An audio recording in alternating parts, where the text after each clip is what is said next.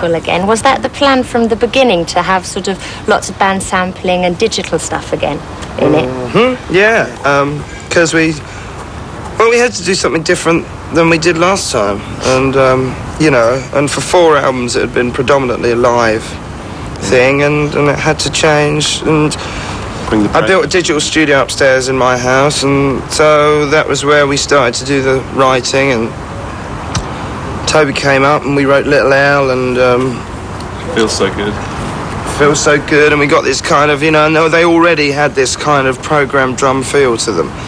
So from there it took off, and we didn't let it get out of control, because otherwise I think you'd just be doing what everybody else does. Yeah. But keeping around. Yeah, but it was there was loads of headroom to have some fun and do something a bit different, and the result was pleasing. Yeah. And how should I imagine work in the studio? Is it sort of more jamming around all together, or is it somebody comes up with something nearly finished? Or well, it's a bit more. I think it's more of a two. It's a two, maximum 3-person thing, and then then everybody else joins in from there. Really. Yeah. I think sometimes it's detrimental to have like 6 or 7 of you all in the same room. It can, yeah. I mean, at the end of the day, when you're in the early stage of an album, from my point of view, I've got to think, hold on, I've got to sing on this. Yeah. That's what my main point is. I've got to sing. It can be a great piece of music, but if I can't sing on it, comfortable. if I can't find a melody to it, or it's just, then that's not easy. So. Because you have to remember that Jay's got a tour with it, and then we have to play it, so it has to be right. We got to do it live, that's the thing. It's all very well us getting into some mega electronic extraordinaire, but I mean, it's still got to be done live. You've still got to allow for, like, Nick to play the bass on it, for extra hi-hats, or Rob to play the guitar, etc., etc. But is it sort of, when you're writing stuff, are you writing permanently all the time, sort of collecting little ideas, or is it shortly before the recording sessions in the studio that everybody sort of starts thinking it, or is it all the time? Depends on it. we usually start getting, there's ideas already starting from the album before. There's a few ideas that sometimes we'll take through, and on the case of certainly the first 3 albums, we actually just went straight into a main studio and started writing in the main studio, putting the stuff down to 2-inch, with very little pre-production. Whereas on this album we actually had managed to get about 6 months where we'd sit in a little room playing with the computer, which playing with ideas and getting different sounds and stuff like that. I mean, that's the good thing about having the computer there is that some of the stuff you put into it, if you were doing it live, might not be a particularly good take, but you can take the very best of it and then change the sound on it a little bit, and then it's actually what we call a keeper. That's something to keep. So we'll say, right, keeper. And it's a double-edged sword, isn't it, the computer? Because in some respects it's easier, because like Jay says, you can do great takes, huge 5-minute takes of guitar, and take bits of it, but at the same time some of our best tunes have been written in 2 minutes around a piano and recorded in 5 minutes with the drums there, like All Right and Virtual, and so you can get bogged down. You can get bogged down. Spontaneity is always a good thing. But then again, what sound you get out of changing it in the computer can therefore sprout more ideas from that. And when you hear something that you're used to hearing just normally, and then you hear it differently, it's like kind of it gives you another idea. And I mean, I think it was just a question to make one good exciting thing happen in every tune, and my idea is always to make sure that we don't have these 2 tracks that sit and just sound exactly the same together. So you've got to put these different elements in. If one has strings and the other one, we did have 2 tracks that were kind of similar-ish. Yeah. So, one would have an affected vocal, one had a dry vocal, one's got strings, one hasn't, one's got this. So you've got to make sure you always keep them separate all the time. Right. And then by the time you get to the end of it, then they sound different. It sounds very much like mathematics, really, doesn't it? Sort of when you're doing it with the computer, it's sort of, oh, God, mind-blowing. Help. There are 2 really beautiful, I would say, bossa nova tracks also on the album. One is called Corner of the Earth. Picture of my life. Yeah, exactly. And could you tell me something about Corner of the Earth? God, they're popular tracks, aren't they? I don't think I've done about 55 interviews on this project alone, and every single interview I've ever done people have come up and said those two tracks. Do you hate people coming up with it? No, I really like it because I think they're great tracks too. Yeah. Well, you know, I mean, it just really and truly that's just a continuation of what went on the first, second, and third albums. There was a Latin feel, you know, on some tracks on there, and it's something that I do feel comfortable with. I feel comfortable, you know, it's the easiest place for me to melodically get to is a Latin type track. It's by far the easiest way, and it required a different singing style, and you know, and lyrically it's very beautiful. You know, it's very, very, very to the point and very sweet and beautiful, and it's a nice juxtaposition from the hard stuff. You know, it's a good it's a good gap between the two of them, and you've got to remember about your Jamiroquai fans who want to hear that kind of stuff as well. No, not everybody wants to hear. You know, we may want to go forward, but they want to. You know, they may want to stick with some of the other stuff. And bearing in mind, you know, the people who buy records range from kids to people who are 50, 60 years old. So it would be unfair to kind of just assault them with an electronic knife, with Toby's palace of electronic hell sounds, you know, before we actually gave them, you know, something nice to listen to, and you know, it was a melody that had been hanging around for a long time, and well, it was actually a different melody, and the melody changed, and it sat there perfectly, and what makes it different is, of course, you got this. We did a track called Cannibalists, and at the start we had a very kind of Indian kind of feel at the front of it, and then that became orchestrated properly, and so you had this great, you know, orchestrated thing going on with the strings that have been recorded in a great big proper room, you know, big 32-piece orchestra. And then you went into this just guitar and Shaker and me, and for once on both tracks we left drums out, which was something that, you know, we'd done gentle sort of tracks before, we never left the drums out, and you just got to learn what to leave out and what to keep, and that's to me that's what makes it so lovely. It's just a Shaker and a couple of percussive things, guitar, and that's it. And so we'll watch the new video, Little L, and then we'll be back with Jamiroquai in a few seconds.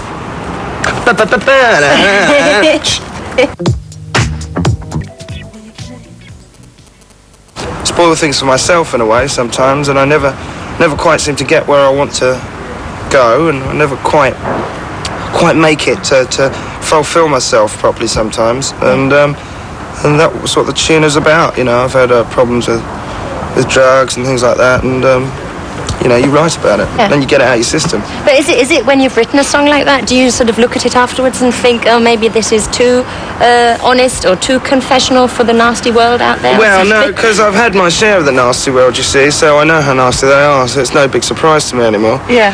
And also the other thing is, when you're not bothered about the nasty world anymore, you're much more willing to put yourself over like that. You're much more, you know, you're much easier about just going, well, you know, who cares? I mean, that's what songs are about. You know, I'd much rather people talk to me about the lyrics of the song than just made up some rubbish in the newspaper and then you read it like that. You know, I'd much rather give it away myself as opposed to having it just ripped out of you. And what I always thought was that Jamiroquai was a very exceptional band in Britain, is sort of in comparison with other bands, because obviously it's sort of based the influence on black music instead of other bands sort of being based their influence on Beatles or whatever. Could you ever relate to those Beatle-influenced bands? Yeah. Do you like them? A good song is a good song. You know, Travis write some good songs. Coldplay, I love a lot of their songs. Good song is a good song, and I think our influences are broader than just black as well. There's quite a lot of other influences as well, like Latin and classical influences as well. So I think we're a bit, you know, we're slightly broader and rock, you know. I'm a bit Metallica and all that. Bit of an AC/DC sucker for AC/DC. Bit of a sucker. You know, 2001 is not a black track, or it's more of a rock track, you know. See that bloke there? Yeah. We must get him to... Filma din gitarist kız. Her Hello. Okay, back to the British music scene. Have you heard the new Stereo MC's album? No. No, not yet. Actually, no. You have to listen to it. Now I can't ask you I what heard the you think single. of I it. heard the single. I went to see them a month or so ago at the Astoria. Yeah, I did hear they did a very good live show. Yeah. Well, Not as good as ours, they've had 5 though. years to get it right, so it should be, eh? Yeah. And what about Basement Jacks? Have you heard that one? Yeah. Well, Super. It's got to be I thought so. my favourite album at the minute. And is it important for you to sort of have respect from other, let's say, sort of black musicians? I'm thinking of Missy Elliott or something like that. Is that important? Yeah, I just saw her. did she? I nearly fainted. Yeah, well, I mean, but you get respect of them when they take your tune and rap over it on their album. Yeah. And that's a great thing, I mean, I've always seen the music that we do. When you minus the voice off it, and then you take some of these bits, they are really thought about. The old school hip hop influences and things are really in there, but they're very subtle, and there's very subtle ways of doing things. And I think that it's a good thing when American artists like Missy, take that stuff and. Or take the gentle tracks, that you've done. Yeah. I mean, that's the nice thing. She took a mellow track. She took a track, Morning Glory, and sped it up and did a little thing with it, and that's fantastic. And I mean, this is where this black and white music thing gets confused, because in fact, I've worked with Diana Ross.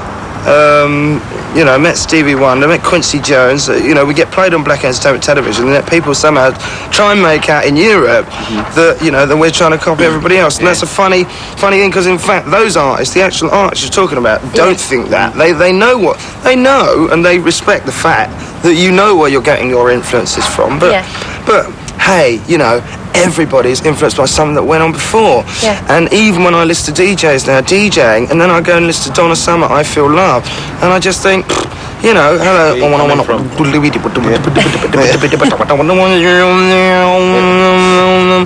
You just think, this is 1979. Yeah. It was 1979. They sort of, and it's the same with strings. It's the same with influences go miles and miles back. And in some respects, I kind of like that. Somebody said to me, a journalist says, would you do you ever see yourself doing an experimental album? Yeah. And I was like, well, I just don't know what that is. I mean, an experimental album. I mean, is that doing something different from what you normally do, or is that just getting, the Chinese goat herding orchestra and piling them up and doing it outside, and then doing a drum take in the middle of Piccadilly Circus, and do you know what I mean? And then having someone with a medieval lyre come along and do a solo. And that's it. Well, it's experimental, man. Experimental always is sort of something you can't listen Sounds to. like Spinal Tap. Didn't they do the Jazz Odyssey? The Jazz Odyssey, yeah. Remember the Jazz Odyssey? The Jazz Odyssey. We are Spinals. That's where the influences come from. Yeah. The Spinal Tap. We'll have a short break, and then we'll be back with Jamiroquai in a few minutes or seconds, I don't know. After I've taken my clothes off. Yes. And put them back on again, quickly. For a spot of naked interviewing. I'm sorry. I must have climbed I have to apologise for my crack-smoking drunk cameraman, because he just...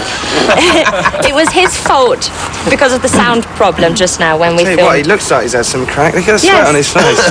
Why are you sweating so much? Because of last night, What, did you get pissed? He's been on the pipe. He gets pissed every night and comes late to work every morning. As an alcoholic. No, he's not. Okay, he's not an alcoholic. Well, he is. He is. Okay, I have to talk about your cars.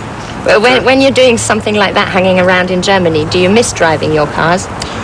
Well, to be honest, I've been too busy to drive anything lately. I mean, I haven't been in the country, and they're just sitting underneath covers at home. But I mean, when I go away to the States, that's when I get car sickness because the cars out there are such junk. Yeah.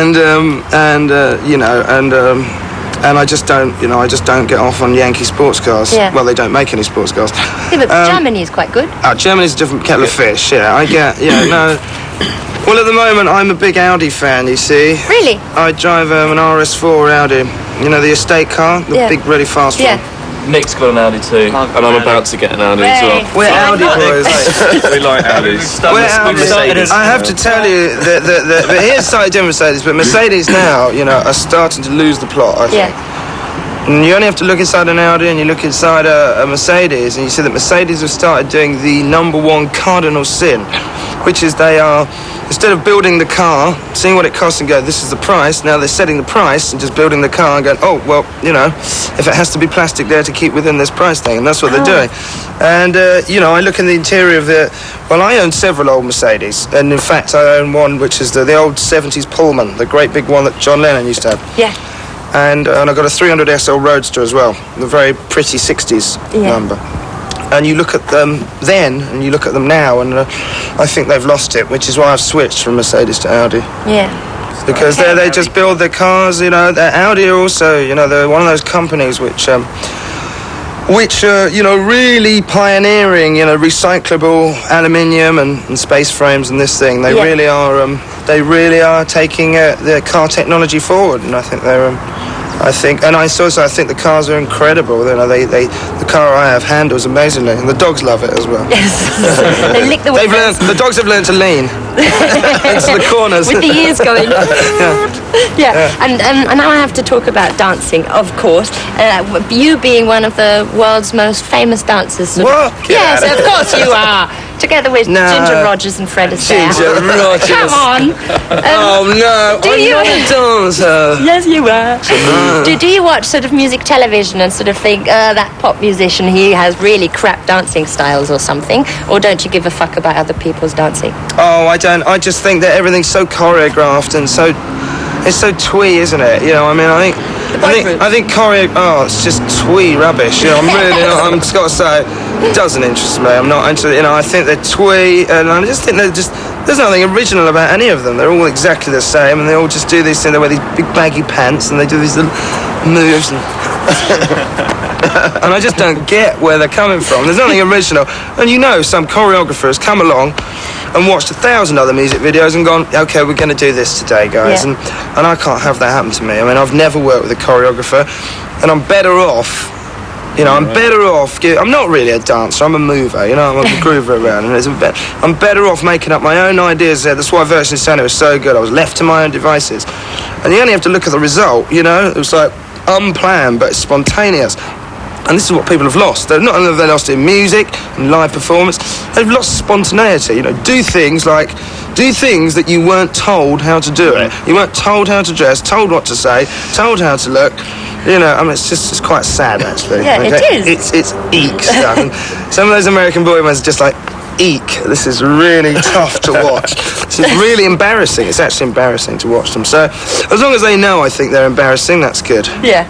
Because I've got no time for them. So now you know. So now you know. I think you're embarrassing, and I think it's also. I think can we just finish with it? You know, can we just finish this boy band thing? Can we finish it now? It's just so. I mean, what we got now is we won't mention any names. We've got boy bands now who aren't. We're not boy band.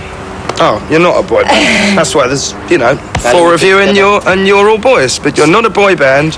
But you do like baring your nipples and waggling things for the 12-year-old girls. I mean, bless their little hearts. Bless their little hearts. Okay, back to music. We have a job next year, mate. What you have? Them. Why? I'm kidding. I always thought that your music is very uplifting. It always has been. And could you tell that there's sort of some sort of dark side of all of your personalities mixing in with the music, some hidden dark sides in the music? Is there a dark side? Well, there is a dark side. There's a lot of dark sides. Everyone's got a dark The side. whole things are darker than you think. You know, lyrically, they're all actually. I mean, Little Elf's quite a dark song. You know, it's not exactly happy. It sounds like Candy was very element dark. and stuff. Yeah. Candy's a very Even though dark. it was uplifting. And Yeah, but that's the trick, isn't it? You make the music uplifting, but the lyrics have a lot of melancholy in them. Yeah, and 2001, I thought. 2001 is extremely dark. Yeah. Well, basically, 2001 is about in the future how people will have, their eyes, liquid crystal eyes transplanted into them, and by 2032 you can be me and I can be you. What fun! You can actually be somebody. You can do lots of cloning, and I can be somebody else. I can have a shower as a man. Absolutely. That was super. Yeah, and I can grow some knockers and be a woman, which I've always wanted. Yes. But not forever, just for one day. As well, he can play with his bristles too. Okay, this is the final question. When can the wonderful German viewers see you live in Germany? Well, we start in Hamburg on the 10th of October. Yeah. Super. And we do lots of dates, and I can't remember where we go, but you'll see us. And we end up in Berlin. Okay. And very much looking forward to it. And the show would be, it's great. Well, we did a live show at Nebworth the other day, and we did a kind of different set. You know, we extend. But why is he laughing? I'm laughing at him. We're still remembering it's Derek's and his bristles. Okay. You know. But it's the movement of them. They're obviously really big, you know, like, if they go like that, you know. But That's what we used to end in, so. Oh my God. I can't do this Shall anymore. we just stop? I Shall we can't. just stop? Oh yeah. Say goodbye. Goodbye. Bye. Thank you. Dankeschön. See you in Goodbye. October. Think about big breasts now. Derek. Derek, think of Derek behind the drums with big breasts. pistols. And now that really Mind is knockers. Oh dear. Thank you very much. Thank you very much.